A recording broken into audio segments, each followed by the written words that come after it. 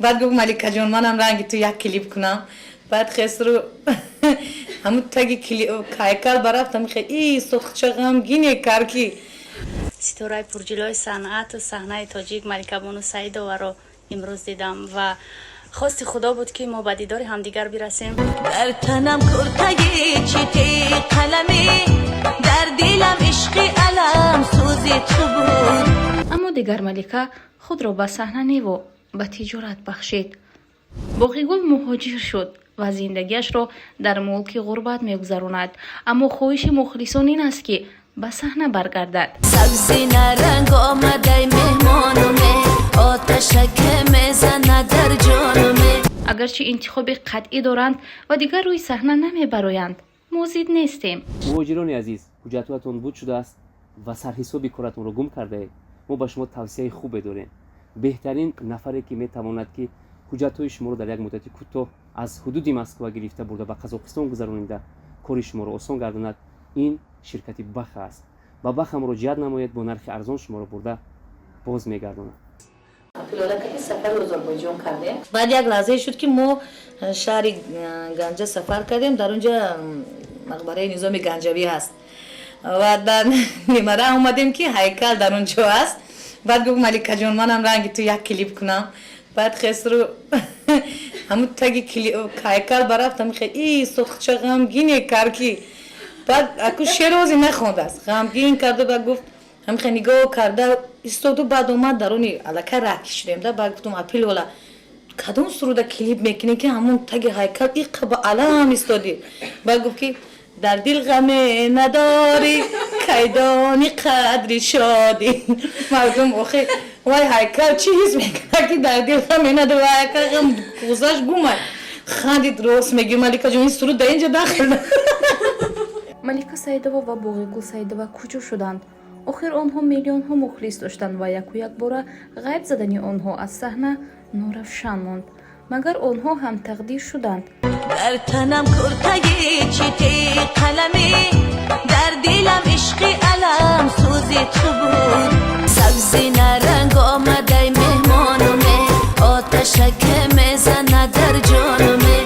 در تاجیکستان نفری نبود که ملیکا سعیدова را نداند و نشناسد.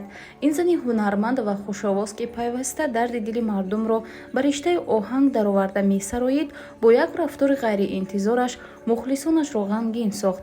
برخی شاد شدند که زندگی را مستحکم داشت و آدمی عالم تقوا شد. لیک هستند نفرانی که تشنه هنر او، تشنه صوت و نوای او. نفسی عشقی مرا میشنوی، دلی آواره من پشتی درد آمده است. اما دیگر ملیکا خود را به صحنه نیو به تجارت بخشید. خواهرش انیختر از جانش باقیگل سعید کجا شد؟ آخر باقیگل نفری بود که با یک سرود میان مردم زود شناخته شد و موقع پیدا کرد. این سرود را فراموش نکرده اید؟ بخت اول است. بیایید یک پارچه‌اش را بشنویم. بختی اولای، بختی دویم به سمرای، بختی دویم دردی سرای، دردی سرای. شیوه و صدا در حقیقت شیرین است. تا حال دوستداران هنر او میپرسند، ولی او بعدی ملیکا سعیدова ترک صحنه نمودند. خود را نیز پیروی تقدیری او کرد که دیگر نمایان نیست. بعضی‌ها میگویند که باقیگل زیبا ترک صحنه نکرده است. زندگیش در مسکو سرچشمه می‌یابد و در یک طرف خانه به حیث آوازخوان شامی همه روزه مهاجران می‌بینند. لیک خودش سرود نو و یا در سامانه‌های اینترنتی از خود درک نمی‌دهد. باقیگل مهاجر شد و زندگیش را در ملک غربت می‌گذراند، اما خواهش مخلصان این است که به صحنه برگردد و محفل آرای مردم باشد. بسیار خوب می‌شود. ما باقیگل و ملیکا سعیدова را فراموش نمی‌کنیم، چون که دردسرای دل مردم بودند و مخلصان تشنه هنر ایشان هستند. اگرچه انتخاب قطعی دارند و دیگر روی صحنه نمیبرایند، موزید نیستیم. مهم هر جا باشند سلامت باشند کافی است. به کانال ما подписаться نمودن و لایک گذاشتن مگر دشوار است؟ چرا دستگیری نیست؟ بیایید همه طرف دستگیری میکنیم. باقی خوش بمانید.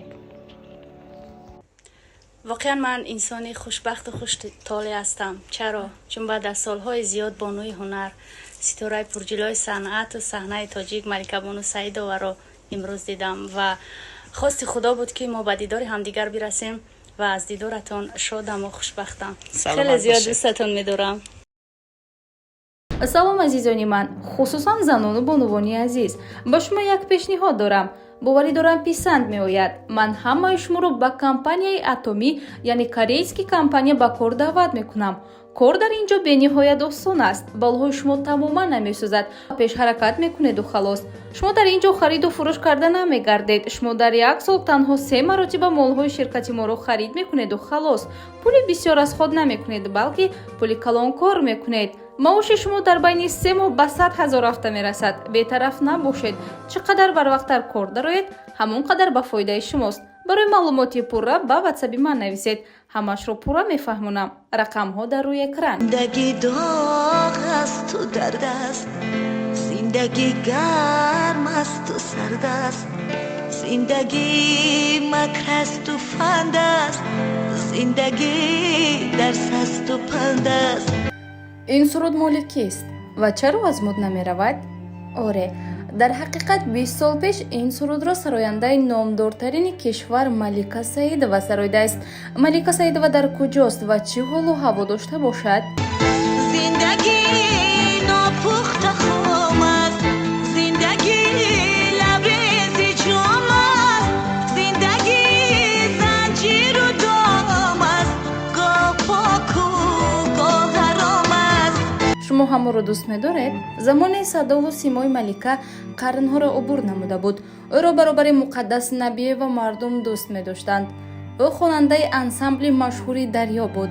дар баробари Нигина Раупова, Лола Азизова, Муҳаррама Шарипова ва дигарон ситораи ҳунараш чашмрас буд. در تنم کرتگی چیتی قلمی، در دلم عشقی علم سوزی تو بود، در دلم عشقی علم سوزی تو بود. Малика Саидова маҳз бо нолаҳои ширину дардолуда азизи халқ гашт. ӯ куҷост? чаро саҳнаро абадан тарк кард?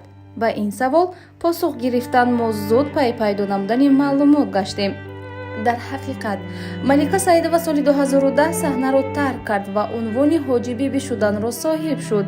дигар аз хонаҳои мардум садои Малика кам ба гӯшҳо мерасид. дигар тӯйҳои халқ бе иштироки Малика на он қадар зебо буд. саҳнаро қурбони оила карду тарк карду мухлисонашро яксо гузошту рафт. در غم عشقت عمرم بسر شد، از سوزش دل یار جانم خبر شد، از سوزش دل یار جانم خبر شد. албатта дӯстдорони ҳунари Малика хеле дилшикаста ву ранҷур гаштанд, вале аз сӯи дигар барои ҳоҷибибӣ шуданаш офарин мехонданд. Малика Саидова гарчанд дар чашмҳо наменамояд, вале садояш аз дилу дидаи мо мухлисона рафтааст. мондагор аст ва абадан насли тоҷик исми Малика Саидоваро асло фаромӯш нахоҳад кард.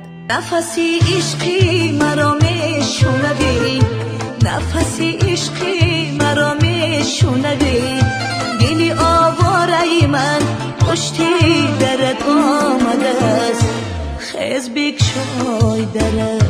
бисёриҳо гумон доранд ки фарзандонаш калон гаштанд ва худи Малика қарор баровард ки аз саҳна меравад. боз дигаре мегуфт ки шавҳар кард ва ин қарори шавҳар буд то Малика саҳнаро ба рӯяш бандад. дар воқеъ сабки Малика такрор наёфт, чунки мислаш касе пайдо нест ва ҳунари аслии ӯ такрорнаёбанда аст. Малика Саидова ба тиҷорат роҳ оварда, дар дуюм ошонаи маркази савдои Саодат ба савдо машғул гашт, вале мисли дигарон дубора саҳна наомад. қарор аст гӯён худро ба илми дунявӣ бахшиду абадул даҳр бар рӯи санъату саҳнаи хеш хати батлон кашид. همین عالم زی دردی بی وفایی کجایی، به دوشم میکشم باری جدایی کجایی. Маликаи азиз, ҳар куҷое бошеду мо шуморо дӯст медорем. сурудҳои шумо малҳами дардҳои мо, ташнагони суруданд. ҳаргиз танатон дардро набинад. мо ишқи санъати шуморо дар рагу пайвандонамон ҷой додаем. умри хуш насиби шумо бошад. тамошобинони азиз, боз дар бораи кадоме аз сарояндаҳои машҳури кишвар маълумот доштан мехоҳед? ба мо нависед. мо дар наздиктарин фурсат баҳратон маълумот хоҳем дод. лайк чаро намегузоред? ин магар мушкил аст? агар бепарво бошед мо сахт меранҷем. пас биёед якҷоя лайк мегузорем, подписатсия мекунем ва комментария мекунем. ман бо шумоям. پس چرا مهر و وفا نیست پس چرا عشق و صفا نیست پس چرا مهر و وفا نیست پس چرا عشق و صفا نیست در لبم خنده دشمن